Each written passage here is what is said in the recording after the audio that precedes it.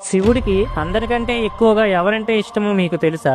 ఇదే సందేహం నందికి వచ్చి, మహాదేవ, ఈ సృష్టిలో మీకు ఎవరంటే ఎక్కువ ఇష్టం అని అడుగుతాడు. శివుడు చిరునవ్వు నవ్వి, నంది, నువ్వు ఎన్నో సంవత్సరాలుగా నాతో ఉన్నవుగా, నాకు ఎవరంటే ఎక్కువ ఇష్టమో నీకు తెలీదా? ఈ ప్రశ్నకి సమాధానం నువ్వే చెప్పాలి అని శివయ్య అంటాడు. నంది బాగా ఆలోచించి, ఇంకెవరు, పార్వతీదేవే కదా మహాదేవ అని చెప్తాడు. అది విన్న శివుడు, నువ్వు తప్పు చెప్పావు నంది అని చిన్నగా నవ్వుతాడు.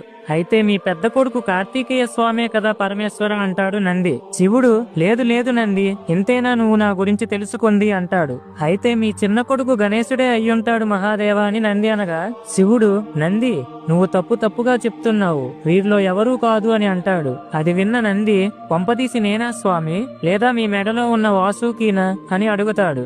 లేదు లేదు, మీరు కూడా కాదు అని శివుడు అనగా, నంది, స్వామి, నా వల్ల కాదు, దయచేసి మీరే చెప్పండి అని వేడుకుంటాడు. అప్పుడు శివుడు, బాధలో ఉన్నా సంతోషంలో ఉన్నా నన్ను తలుచుకుంటూ ప్రతిరోజు నాకు పూజలు చేసి నా మీద పూర్తి నమ్మకం పెట్టుకునే నా భక్తులంటే నాకు ఎంతో ఇష్టం నంది అని చెబుతాడు.